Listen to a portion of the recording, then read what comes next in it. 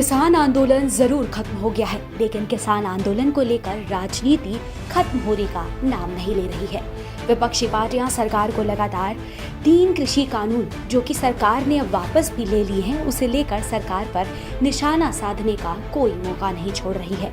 कुछ ही दिन पहले कांग्रेस ने कृषि मंत्री पर एक बयान को लेकर आरोप लगाया था कि सरकार दोबारा कृषि कानून को लाने का विचार विमर्श कर रही है। केंद्रीय कृषि मंत्री नरेंद्र सिंह तोमर ने साफ किया है कि कृषि कानून दोबारा लाने पर सरकार कोई विचार नहीं कर रही है और न ही ऐसा कोई प्रस्ताव है। तोमर ने एक बार फिर कहा है कि प्रधानमंत्री ने किसानों का मान रखने के लिए कृषि सुधार कानून वापस लेने का निर्णय लिया है। नरेंद्र सिंह तोमर ने ट्वीट करके कहा, कृषि कानून पुनः लाने का सरकार का कोई विचार नहीं है। किसानों का मान रखने के लिए प्रधानमंत्री ने कृषि सुधार कानूनों को वापस लेने का निर्णय किया था। कांग्रेस अपनी असफलताओं पर पर्दा डालने के लिए भ्रम फैलाने का नकारात्मक कार्य करती है। तो आइए आपको सुनाते हैं कि ये सारा बवाल किस बयान पर हो रहा है। लेकिन निजी निवेश का आज भी अभाव है। हम कृषि सुधार कानून लेकर आए थे, कुछ लोगों को रास नहीं आया, लेकिन वो 70 वर्षों की आजादी के बाद एक बड़ा रिफॉर्म था जो नरेंद्र मोदी जी के नेतृत्व में आगे बढ़ रहा था। लेकिन सरकार निराश नहीं है, हम एक कदम पीछे हटे हैं, आगे फिर बढ़ेंगे, क्योंकि हिंदुस्तान का किसान यह हिंदुस्तान की बैकबोन है और अगर बैकबोन मजबूत होगी तो निश्चित रूप से देश मजबूत होगा। खैर, इस बयान के बाद कृषि मंत्री ने विपक्ष पर आरोप लगाया और साफ साफ कहा है कि मेरे शब्दों को तोड़ मरोड़ कर पेश किया जा रहा है। मैंने कभी ये नहीं बोला कि सरकार कानून को वापस लाएगी, बल्कि ये कहा कि सरकार किसानों के सुधार के लिए और बेहतर काम करेगी। कृषि मंत्री ने यहाँ तक ये भी कह दिया कि किसानों को कांग्रेस से सावधान रहना चाहिए। स्वामीनाथन कमेटी का जिक्र करते हुए तोमर ने कहा कि स्वामीनाथन कमेटी की रिपोर्ट 2006 में आई थी, लेकिन कांग्रेस की तत्कालीन सरकार ने इसे लागू करने की जगह दबाए रखा और प्रधानमंत्री के नेतृत्व में स्वामीनाथन कमेटी की अनुशंसाओं को किसानों के हित में लागू करने का कार्य किया गया है।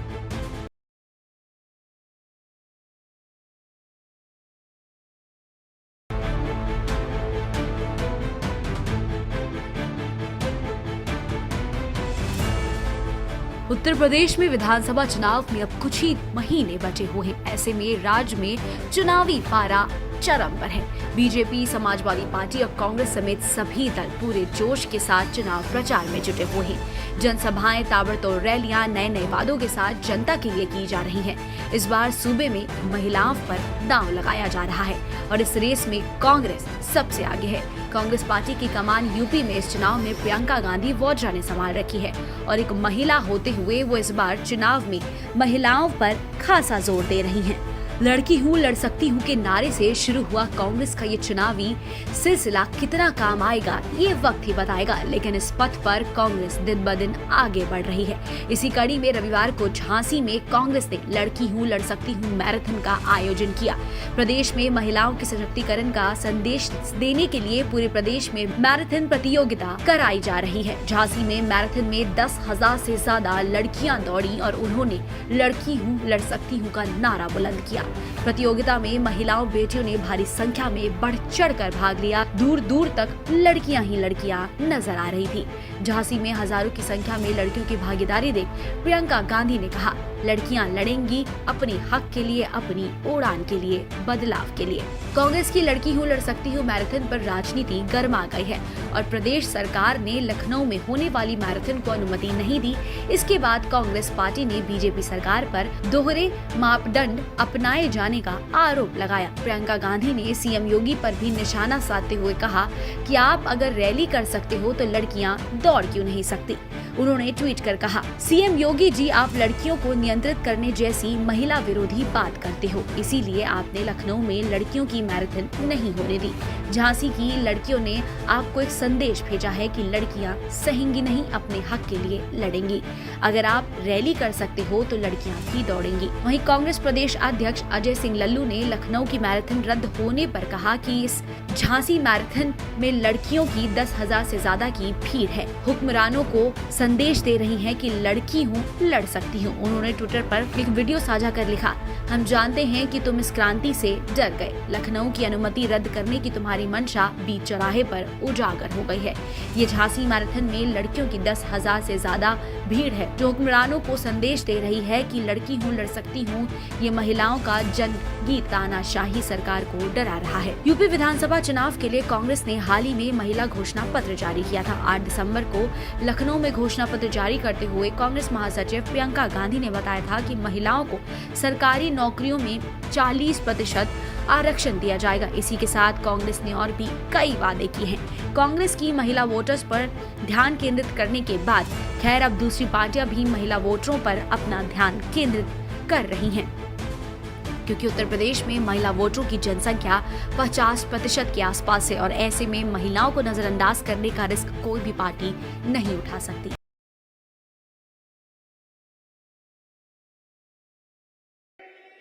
ये ब्रज क्षेत्र भाजपा का गढ़ था, है और रहेगा। मेरे साथ दोनों हाथ उठाइए, उठाइए दोनों हाथ, विजय के संकल्प की मुट्ठी भींचिए और प्रचंड आवाज से बोलिए, भारत माता की। उत्तर प्रदेश में भारतीय जनता पार्टी कुर्सी पर काबिज रहने के लिए अपनी कमर कस चुकी है। जैसे जैसे चुनाव की तारीख पास आ रही है, दिल्ली से पार्टी के बड़े बड़े नेता राज्य के अलग अलग इलाकों में पहुंचकर जनता को अपनी ओर करने की भरपूर कोशिश कर रहे हैं। फिर वो स्वयं प्रधानमंत्री हो या पार्टी अध्यक्ष जेपी नड्डा या फिर कोई और भी हो, हर कोई अपनी पूरी ताकत झोंक रहा है। इसी कड़ी में विधानसभा चुनाव का बिगुल कासगंज से फूंकने के लिए गृह मंत्री अमित शाह रविवार को जनसभा में पहुंचे। उनके साथ उप मुख्यमंत्री केशव प्रसाद मौर्य और केंद्रीय सांस्कृतिक मंत्री अर्जुन मेघवाल भी मौजूद रहे। भारत माता की जय से शुरू किए गए अपने आज के नारे में अमित शाह के तेवर आक्रमण वाले देखे। अमित शाह ने कासगंज रैली से समाजवादी पार्टी और बहुजन समाज पार्टी पर रविवार को बड़ा हमला बोला। उन्होंने कहा कि उत्तर प्रदेश को बुआ और बबुआ ने लूटा है। पहले राज्य के अंदर लोगों का पलायन होता था, लेकिन अब यहाँ से गुंडों का पलायन हो रहा है। उत्तर प्रदेश में ये बुआ बबुआ ने जो सरकारें चलाई, वो सभी का विकास करती थी क्या? करती थी क्या? सपा के राज में आपका भला होता था क्या? बसपा के राज में आपका भला होता था क्या? वो नहीं कर सकते। ये जातिवादी पार्टियां हैं, ये परिवारवादी पार्टियां हैं। सब समाज को साथ में लेकर केवल और केवल मोदी जी के नेतृत्व में भारतीय जनता पार्टी ही आगे बढ़ सकती है। मित्रों, अमित शाह ने आज कासगंज में कल्याण सिंह का भी जिक्र किया। उन्होंने कहा, कल्याण सिंह अगर ना होते तो 14, 17 और 19 में इतना समर्थन ना मिलता। इतना ही नहीं, अमित शाह ने एक बार फिर कासगंज से दावा किया कि इस बार के चुनाव में बीजेपी 300 से भी ज्यादा सीटों के साथ राज्य की सत्ता में वापसी करेगी। मेरे साथ बोले, इस बार भाजपा। पीछे तक बोले, इस बार भाजपा, इस बार भाजपा। मित्रों, ये बाउंड्री लगाने का मौका है। बाउंड्री लगाने से कोई भी अच्छा बैट्समैन गलती कर सकता है क्या? बताओ भाई, बताओ, कर सकता है? मुझे बताओ, 2014 में कौन जीता? जोर से बोलो, कौन जीता? 17 में कौन जीता? 19 में कौन जीता?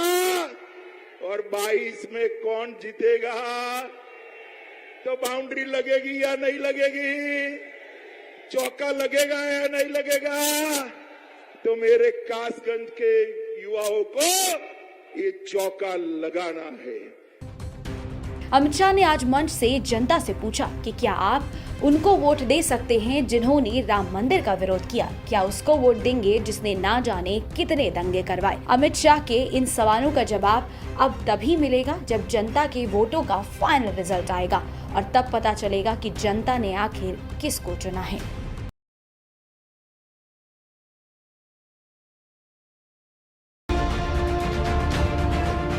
रक्षा मंत्री राजनाथ सिंह ने लखनऊ में रविवार को ब्रह्मोस मिसाइल यूनिट और डीआरडीओ की लैब का शिलान्यास किया। इस दौरान मुख्यमंत्री योगी आदित्यनाथ भी मौजूद रहे। रक्षा मंत्री राजनाथ सिंह ने शिलान्यास कार्यक्रम के अवसर पर कहा कि आज का लखनऊ बस मुस्कुरा रहा है। अब लखनऊ में डीआरडीओ एक ऐसी ब्रह्मोस मिसाइल तैयार करेगा जिससे भारत की सुरक्षा सुनिश्चित होगी। आज उत्तर प्रदेश के अर्थव्यवस्था में नया अध्याय जुड़ गया है। रक्षा मंत्री ने आज यहां मंच से ब्रह्मोस मिसाइल बनाने के पीछे का कारण भी जनता को बताया। उन्होंने कहा कि हम ब्रह्मोस इसलिए बनाना चाहते हैं ताकि दुनिया का कोई भी देश भारत पर बुरी नजर उठाकर देखने की जरूरत न कर सके। भारत ने न तो दुनिया के किसी देश पर कभी आक्रमण किया है और न तो भारत ने दुनिया की किसी देश की 1 इंच जमीन पर कभी कब्जा किया है। यह भारत का चरित्र है।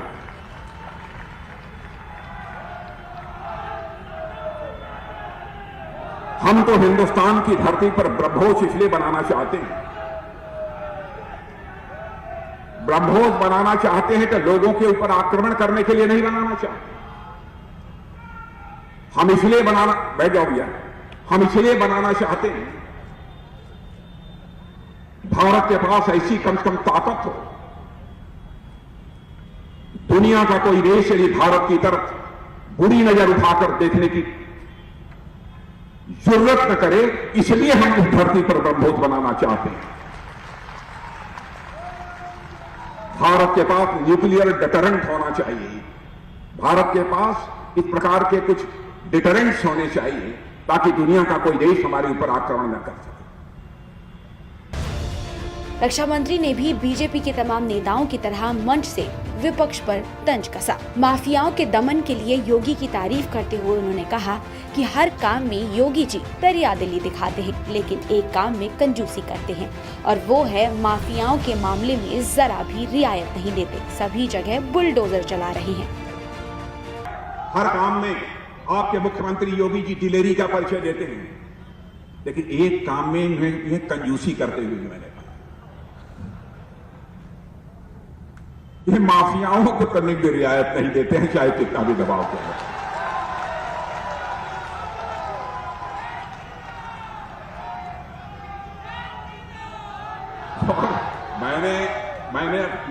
मैंने अखबारों में पढ़ा कि कहां इलाहाबाद में वो क्या किसका माफिया का था, बुलडोजर चला दिया। कभी यहां सुनता हूं बुलडोजर, कभी वहां सुनता हूं बुलडोजर, सभी जगह बुलडोजर चल रहा है। बहन भाइयों, इस समय बल्ले बल्ले यदि किसी की है तो अपराधियों की बल्ले बल्ले नहीं है, बुलडोजर वालों की बल्ले बल्ले है इस उत्तर प्रदेश में। बता दें कि यूपी विधानसभा चुनाव को देखते हुए ये शिलान्यास काफी महत्वपूर्ण माना जा रहा है। इस प्रोजेक्ट के जरिए बीजेपी सरकार बेरोजगारों को रोजगार देने की दिशा में बड़ा कदम बता रही है। इस परियोजना से लगभग 10,000 लोगों को रोजगार मिलने की संभावना बीजेपी बता रही है।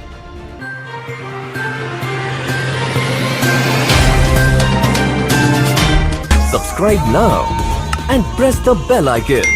Never miss an update.